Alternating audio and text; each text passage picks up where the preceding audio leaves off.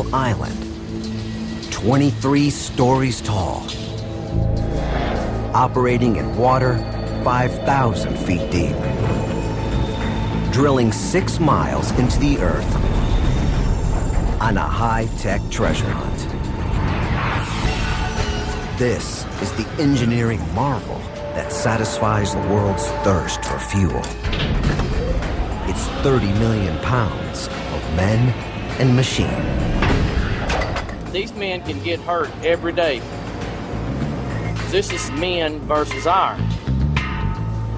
And iron does not give. But when a monster hurricane pounds through the Gulf, knocking out rigs, shutting down a quarter of the U.S. oil production, it's up to this crew to get the huge machine back out to sea and back on mission, pulling off one of the most difficult engineering feats imaginable: drilling for oil under the sea.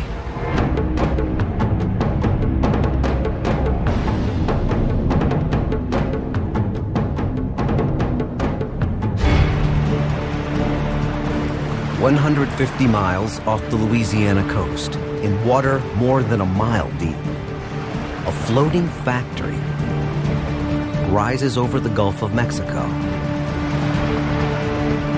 It's a space-age machine, engineered to search for treasure 100 million years old. Oil, the black gold that drives the modern world.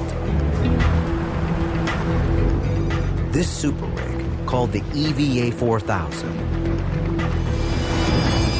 is uniquely designed to find it. One of the largest movable structures the world has ever known. It has to execute a modern miracle: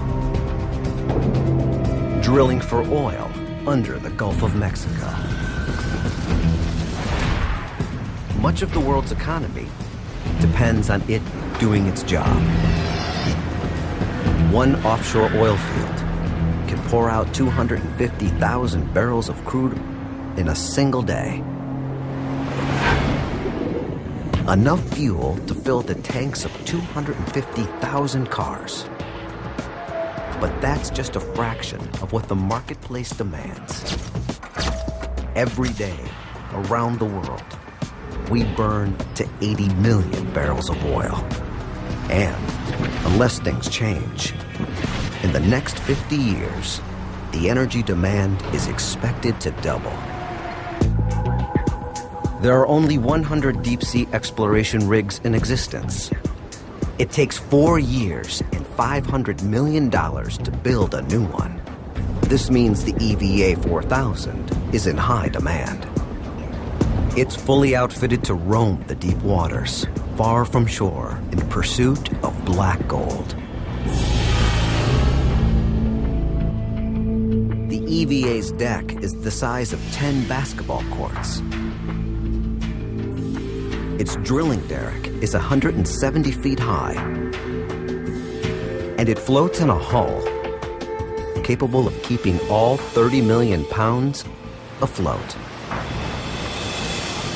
The scale of this Goliath boggles the imagination, even today.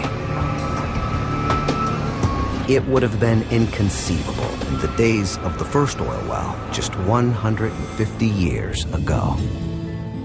1859, Titusville, Pennsylvania. The first oil rig in history strikes crude just 69 feet below the surface. From this American strike, the quest for oil spreads to every continent except Antarctica. For decades, wells on dry land satisfy world consumption. But the demand for fuel grows. Many oil fields are sucked dry, so companies extend their pursuit of crude offshore in oil-rich seas like the Gulf of Mexico. These dots signify the Gulf's oil rigs and platforms. From 1960 to 1990, 4,000 platforms sprout in the shallow waters just off the coast. But demand outstrips these shallow water reserves. Oil companies go farther and deeper offshore. Beyond the continental shelf, in depths approaching 8,000 feet. And engineers construct machines no one dreamed possible.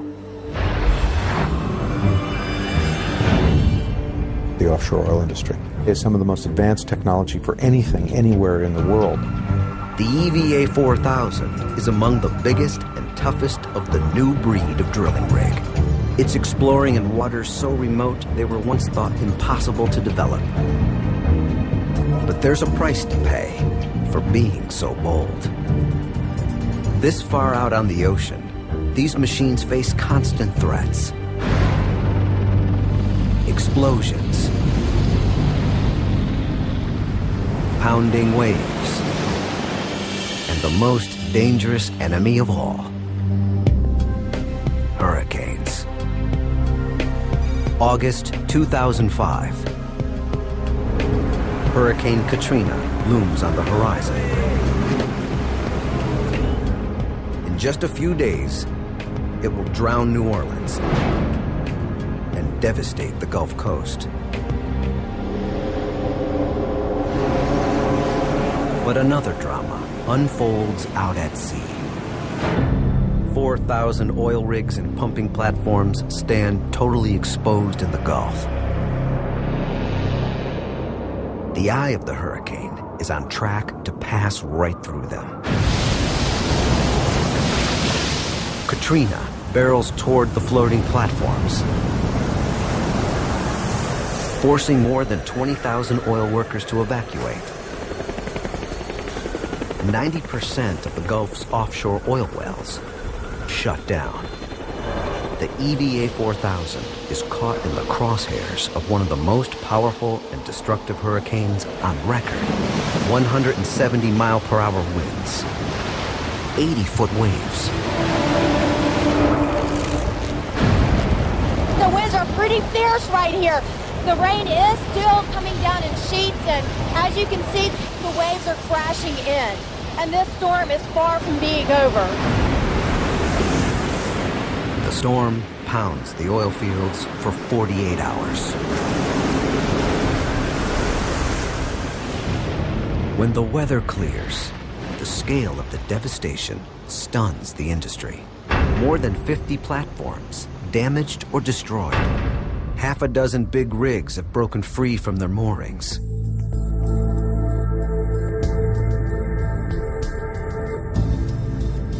One rig has blown 80 miles toward land.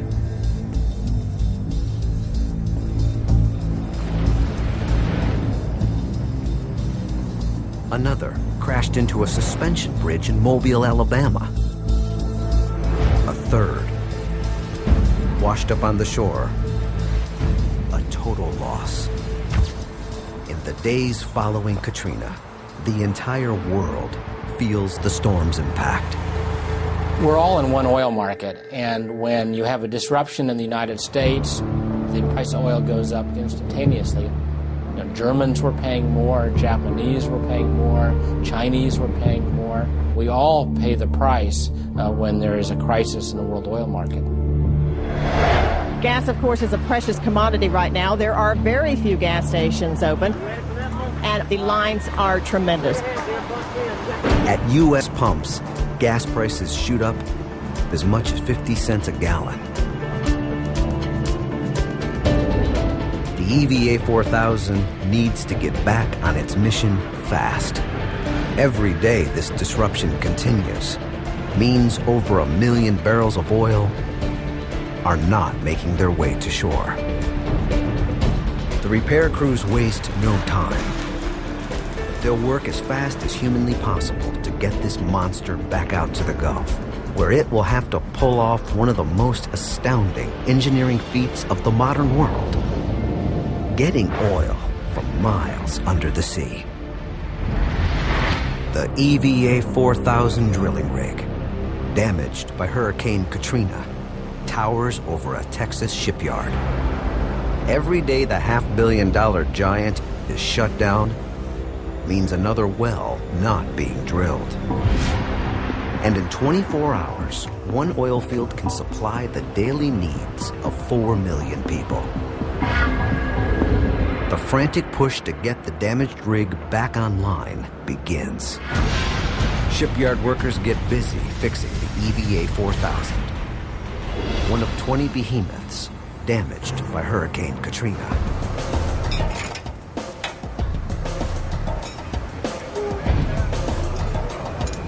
It's a gargantuan task.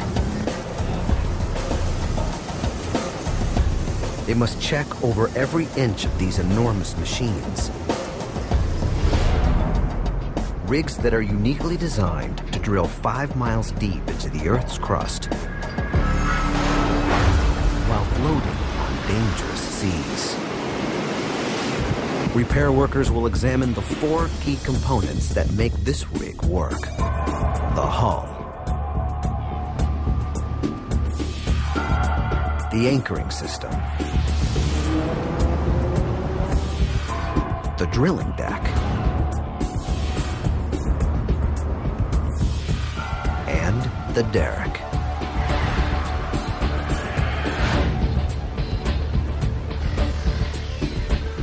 The hull is a pontoon, a kind of steel life preserver, with a 350-foot wide triangular base supporting 6 large columns. Each section is filled with air to keep the entire 15,000-ton structure afloat.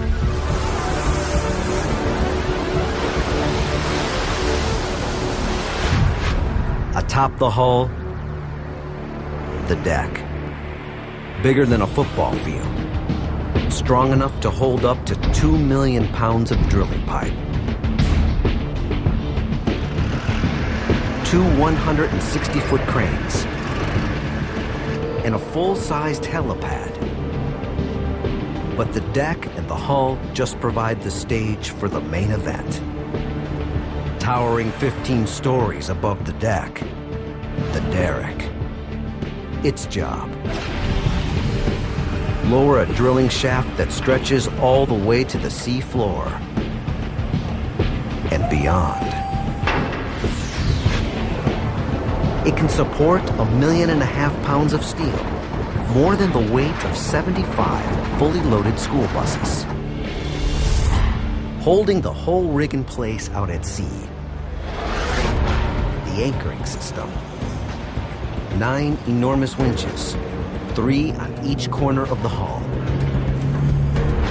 They pull back tight on steel mooring cables,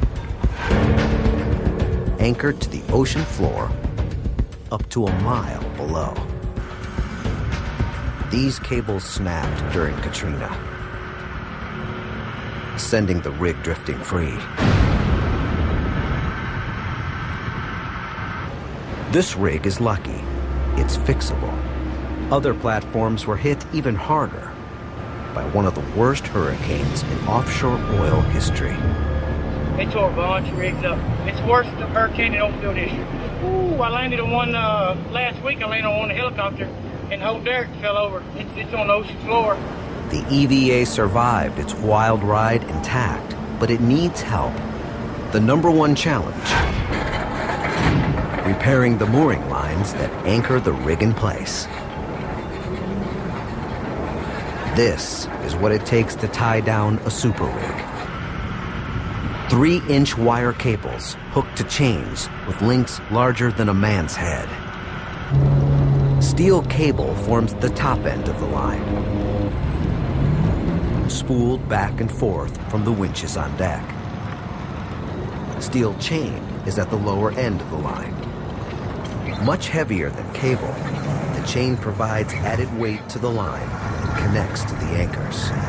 Most people couldn't lift a single link of this monster chain. This chain is 2 3/4 inch chain.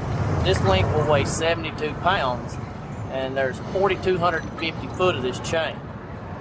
So in total, you want to have somewhere around 1 million pounds for each one of the 9 legs that's physically fitted onto the rig. Crew members must connect the steel cable to the heavy chain.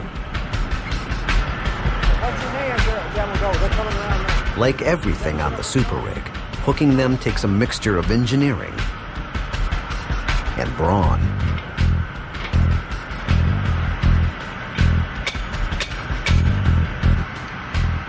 These lines can handle up to 1 million pounds of tension. So strong that they could withstand the combined power of 5 747s without giving way. The crew attaches an 18-foot anchor weighing 13 tons to the end of each of the 9 chains. Their pointed flukes will dig 40 feet into the seabed. They'll try once again to keep the rig in place.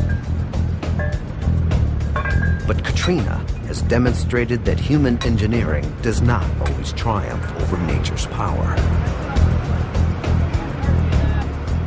After weeks of hard work, the moorings and the hull are ready for action. But there's one more critical component to check. The super rig's moneymaker, the derrick. High above the superstructure, iron workers move inch by inch to make sure over 1,000 bolts are tight, undoing the damage inflicted by the hurricane winds that rattled the tower. It's a methodical and precise high-wire act that many regular iron workers can't stomach.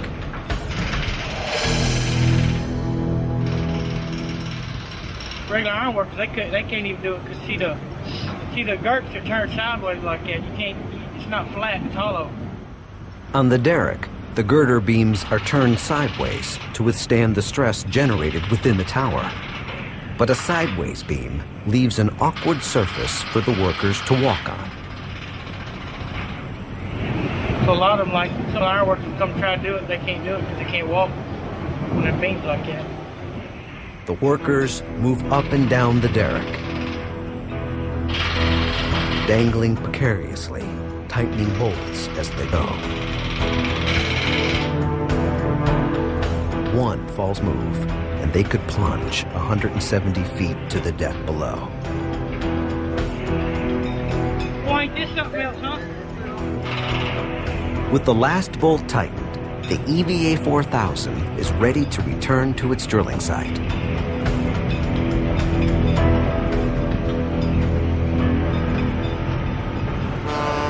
Tugboats will drag it out to sea.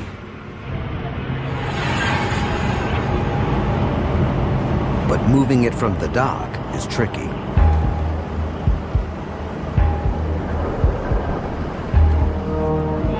That's the last one. Craig, we won't be on the dock while they're unhooking that. If it starts to drift in the river current, nothing will be able to stop it.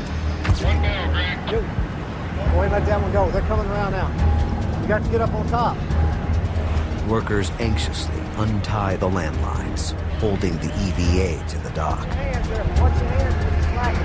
Guys on the back, get out of the way before you pinch stuff. Slack. The 15,000-ton rig drifts free. And for an instant, it's unclear which way it will go.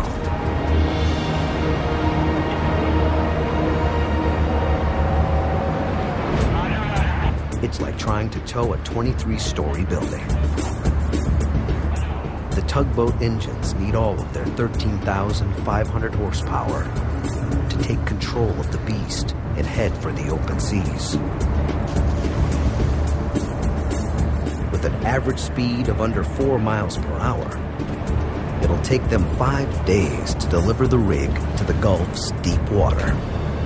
Our first operation when we get back offshore will be to run the anchors and the chains and then restart our operations that we stopped when we were offshore.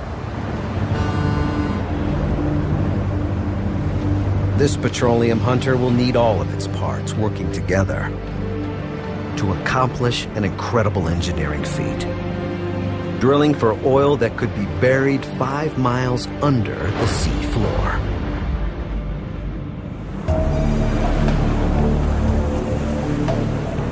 It's been weeks since Hurricane Katrina devastated the Gulf of Mexico. In the crucial offshore oil fields, damage is heavy. The entire world feels the loss when the Gulf's daily output, 1.5 million barrels of oil, is drastically reduced. An EVA 4000 drilling rig is trying to get back online fast. But first, it's got to find the oil field somewhere out here. Miles off the Louisiana coast, beyond the continental shelf. This is the deep water, up to 6,000 feet deep. Vast fields of precious petroleum lie somewhere below the seabed. But where? The rig needs a treasure map to find them. One analyzed in top-secret meetings using the latest in high-tech tools. To hunt for oil reserves, geologists bounce sonic waves off the seabed to create sonar snapshots of the rock layers below and turn the data into a 3-dimensional image. This is what an oil treasure map looks like. There's no X that marks the spot, just faint geological clues, such as domes of salt that indicate where oil might be hiding. The stakes are high. The outcome, uncertain. These high-tech charts are only an educated guess. In the deepwater Gulf, it's always a gamble. No one's really sure they found oil until they strike it. There is nothing that is a guarantee from the data that we can capture, seismically or any other way. Basically, you've got the hypothesis. Drilling the well is really the last test. The rig is in place over a potential oil field. But the drilling can't begin yet. First, the rig has to be tied to the seabed by 9 enormous anchors.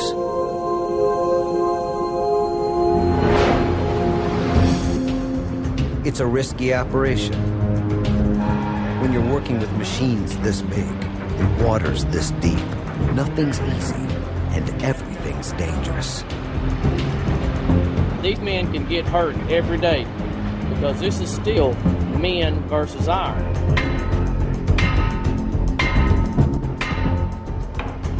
And iron does not give. It can be a dangerous place.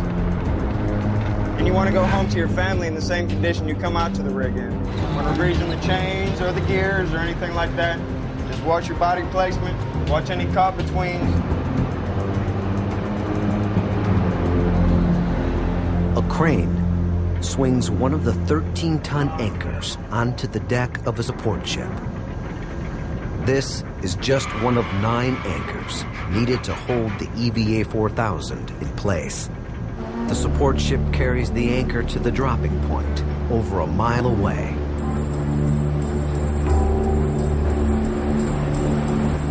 Hey, tell me when it starts rolling. I'll start out slow and I'll bring it up to speed. Aye, coming in. Just the anchor line alone weighs more than 450,000 pounds.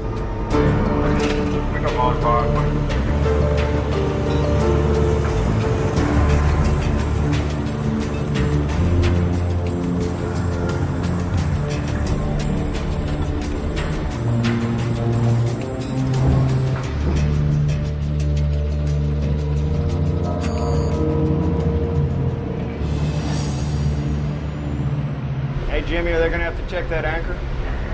You probably see if it goes by itself. Number 7 anchor winch. Come in, Jimmy Romero. Yeah, go ahead. Yeah, roger that. That's 8,250 feet of wire out. I'm all stopped and everything's locked down. The 240-ton cable must drag the anchor from the deck of the ship. A crewman gives the mooring lines one final check before taking cover. Jason, convert, ground 5.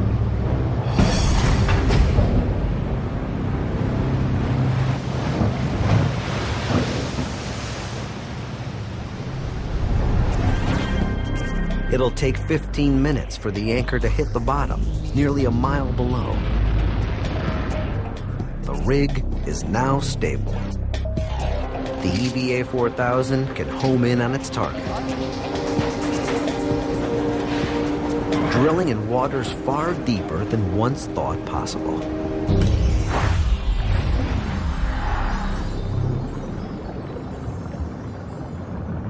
Used to be when I first started, deep water was 2,000 foot. Now 5,000 foot is considered almost shallow water. So it's come a long way.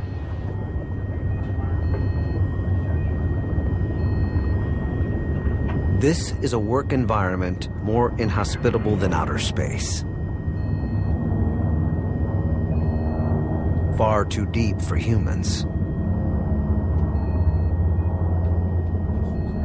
The record depth for a scuba diver is just over 1,000 feet. The EVA 4000 works in seas 5 times deeper. Down this far, the pressure would kill a human, crushing the worker's lungs.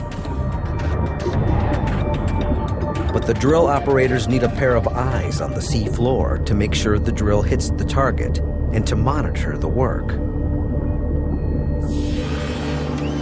Engineers have custom designed a remotely operated vehicle, or ROV, to handle the job.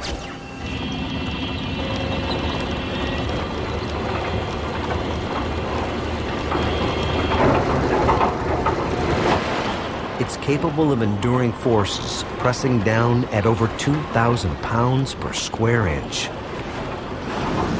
An undersea robot, built to go where no human could survive. It used to be divers did all the work. If you lose an ROV, you know, for whatever reason, it's a machine. It's a workhorse. You know, it's not like losing a life. They're much better than a diver. The ROV will be the eyes and hands of the crew working far above in the control room. An onboard video camera relays images from the cold, murky depths. The ROV moves into position. Everything's in place. The drilling can begin. All right, let's go to work. The drill bit leads the way. The crew must piece the drill together section by section. A forest of iron pipe stands ready near the central hole. Each section towers 93 feet high, dwarfing the workers below. In mile-deep water, it would take 40 pieces of this pipe, screwed end to end, just to reach the seafloor. This rig is designed to string together a maximum of 300 sections, 6 miles into the Earth's crust. At first, the work goes rapidly. In a single hour, the EVA 4000 sinks over 2,000 feet of pipe. In less than 3 hours, the drill bit will hover just above its target. Geologists picked this spot using 3D imagery based on sonar data. Their hunch is right. Oil should be directly below, 30,000 feet below. Now, it's up to the drill. Its job, dig a hole as deep as Mount Everest is high.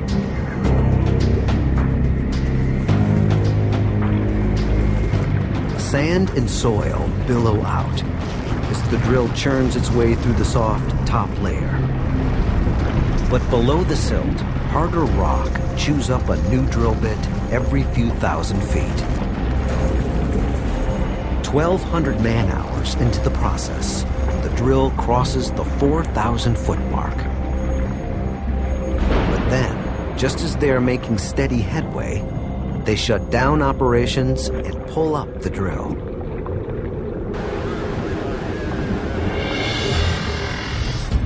If the drill were to strike oil now, the petroleum would spew into the ocean. They have to cap the well securely before continuing to dig. The pressure is intense, below the sea and up on deck. If they fail to do the job right, it could lead to an environmental disaster.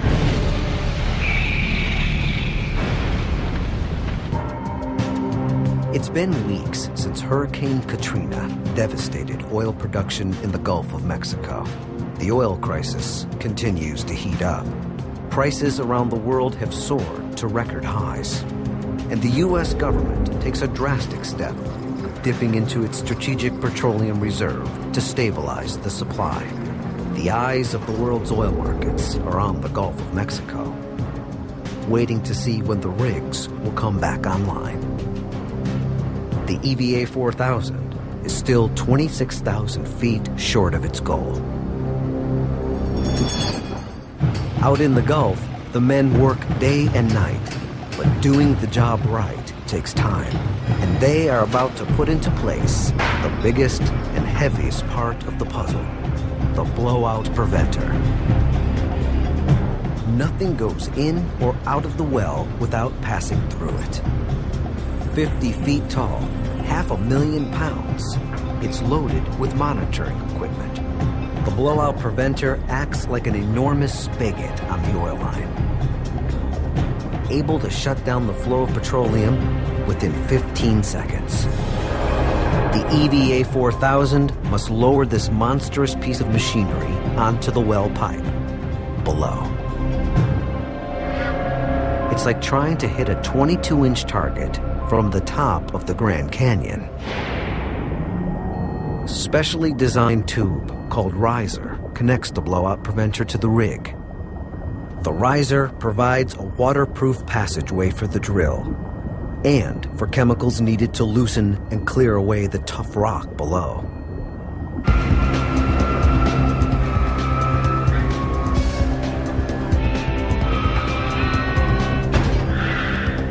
This much riser hooked to the Blowout Preventer weighs over 2 million pounds. Under normal circumstances, the derrick couldn't handle this much load. But engineers devised a simple way to make the deep water work to the rig's advantage. They wrapped the pipe in fiberglass to make it buoyant and to relieve the stress on the derrick.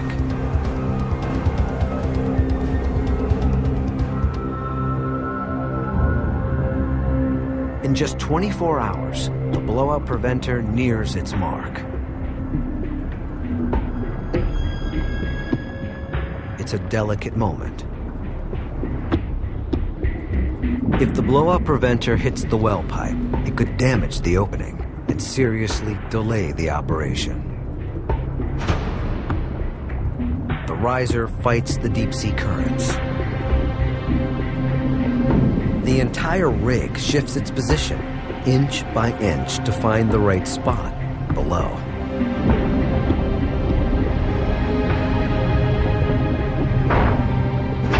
Success. The Blowout Preventer drops into place.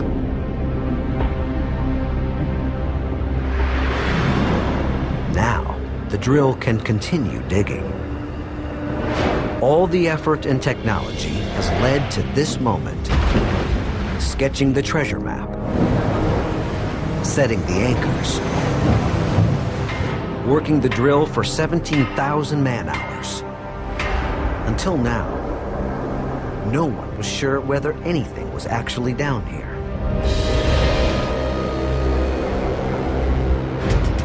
The drill doesn't stop. 10,000 feet. 20,000 feet, 30,000 feet below the sea floor. Oil.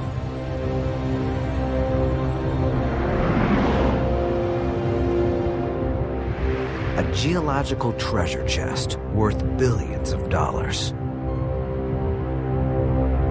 The passageway is now clear.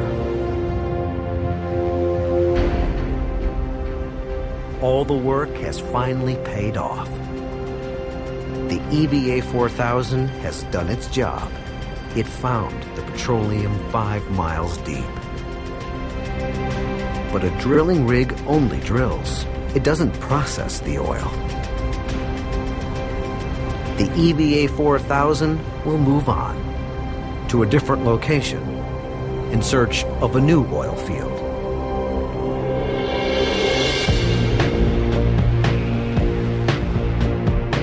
An even bigger super rig will move in to pump the oil out of the ground and send it back to refineries on shore.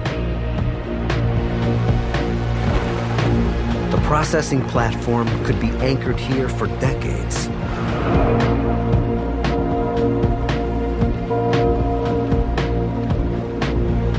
Staying in one place, no matter what the Gulf sends its way. Its mission: extract the oil and natural gas from below the seabed. Separate out the impurities and send the oil and gas toward shore, 150 miles away. Rig builders had long struggled with the question of how to keep these giant steel islands anchored and stable in stormy seas and thousands of feet of water. Until pioneering marine engineer Ed Horton hit upon an ingenious solution inspired by his days on a Navy submarine. You get in rough seas and, you know, it bounce around a lot. If you get down to 200 feet of water, that's the best place to be on a submarine, is under the water, not on the surface. Horton's brainchild was the Spar, a massive cylindrical hull, hundreds of feet long. The Spar works because in the deep ocean, waves become smaller and smaller the deeper below the surface you go. A wave that's 25 feet on the surface may measure only 2.5 feet, 600 feet below. The Spar floats far below the surface, most of its mass in contact only with these smaller deep water waves, keeping it stable even in rough seas. 1996, the Gulf of Mexico. A ship tows the Neptune platform into water nearly 2,000 feet deep. Crews fill the Neptune with seawater to make it heavy enough to tip.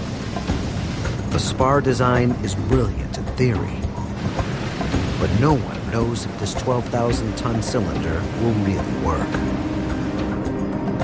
After 10 years of design and construction, it takes all of 72 seconds to tip Neptune's 700-foot cylinder upright.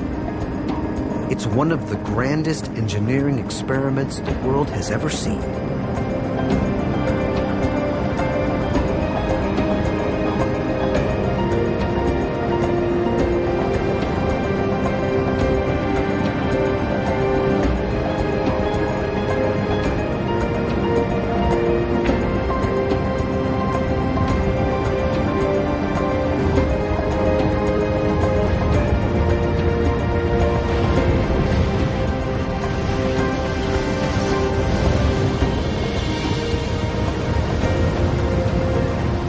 It's an engineering triumph, and oil exploration will never be the same.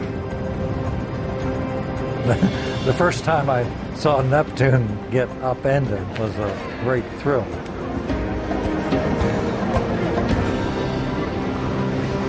Neptune's success marks a new era for deep water platforms. Soon companies are moving into even deeper water, building even bigger platforms that demand a new generation of Spars. This is the state-of-the-art Gunnison Platform, built to work in over 3,000 feet of water. The Gunnison will rest on a new generation of Spar, the truss Spar. Earlier Spars had solid hulls. The new hull is solid for only about half its length. Its lower section is an open lattice structure with 3 horizontal plates. These plates trap water between them, creating a massive liquid cylinder that helps stabilize the structure. Its ingenious design allows less steel to hold up more weight. The Gunnison's 98-foot wide cylindrical hull sections dwarf even full-size tractor-trailer trucks. They move 10 of these half-moon pieces into place.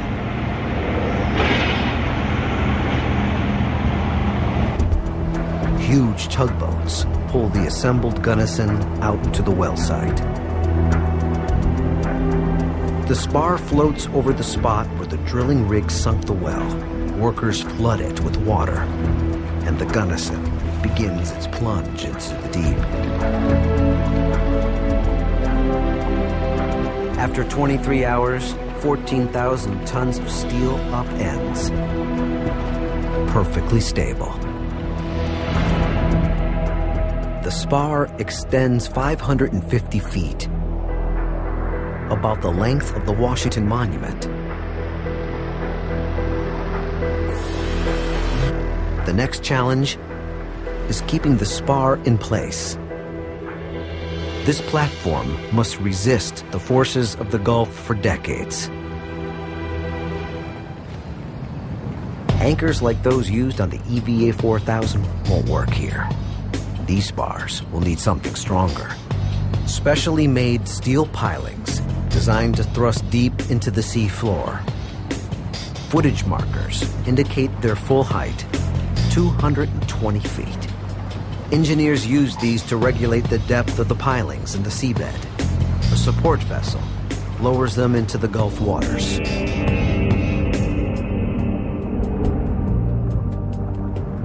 Once set, these anchors may be here long after the oil field below runs dry.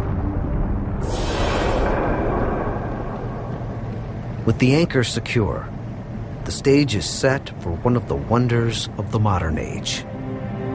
A fully equipped oil and natural gas pumping platform will be set on top of the floating Spar. It's a massive 3-story building that houses the oil pumps, processing equipment, and crew quarters. A giant crane must line up 4 touch points on the platform with corresponding points on the Spar. The 10,000-ton structure hovers in the air like a spaceship over a fantastic landing pad.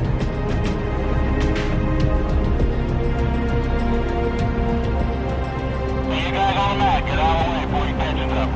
Is that okay with you? Platform and Spar pop into place like oversized toys.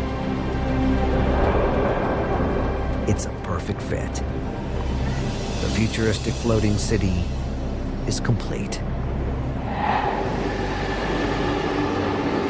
This platform will pump and process up to 40,000 barrels of oil and 200 million cubic feet of natural gas every 24 hours.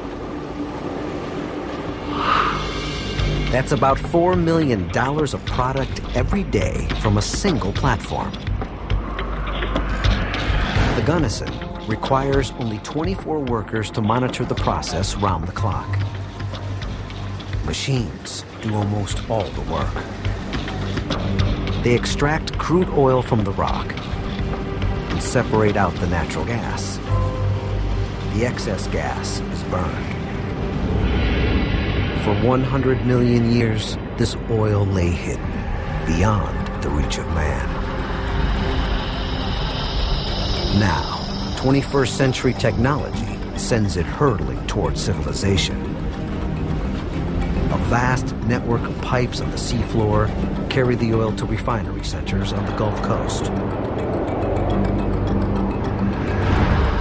When it works right, it's routine and safe. But disaster can strike in the blink of an eye. And these super rigs can explode into deadly infernos. One of the most spectacular accidents in oil industry history showed just how vulnerable the world's biggest rig could be. March 2000. In the new age of deep water oil rigs, the Brazilian government launches the biggest ever. It's called the Petrobras P-36 platform.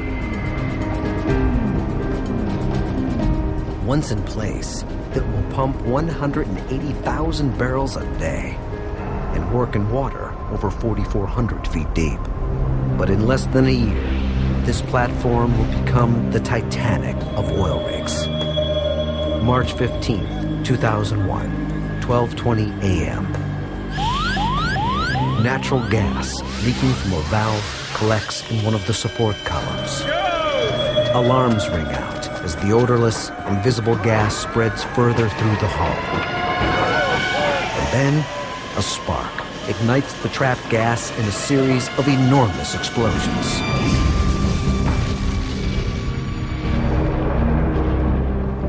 The platform is listing 30 degrees in the Atlantic Ocean. 11 workers are dead. Rescue vessels scramble to save the remaining workers and the wounded platform. After 5 days, the P-36 plummets 4,500 feet to the bottom of the sea. The platform's a $500 million loss. Thousands of gallons of crude and diesel fuel flow into the ocean. The crew was able to seal the well before the platform sank, preventing a major environmental catastrophe. This time. But the P-36's fate is a reminder of the risks we take in chasing black gold farther and farther offshore. The stakes are impossible to calculate. The wells present a constant threat to the environment.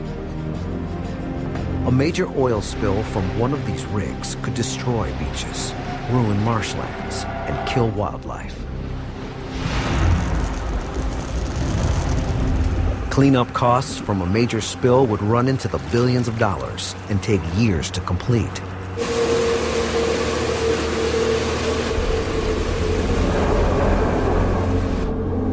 Safety measures, technology, and training can minimize the risk of human error. But there are some factors beyond our control. Like where the oil reserves are located, in increasingly remote and dangerous places. 1/4 of U.S. oil production is based in the Gulf of Mexico, a danger zone for a full 6 months of the year. Hurricane season. 3 weeks after Katrina, many oil platforms have gotten the oil flowing. But on the horizon lurks another storm, and the oil rigs are at risk once again. The EVA 4000 is drilling for oil over 100 miles out to sea when Hurricane Rita pounds its way out of the Caribbean. It's the most powerful hurricane ever recorded in the Gulf of Mexico.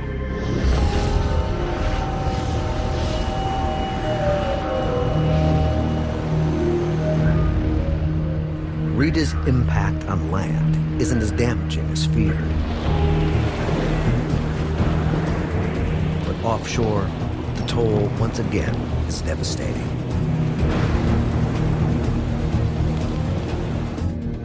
The storm tracks just far enough to the west to plow right through areas spared by Katrina. It's a 1-2 punch, making this the worst hurricane season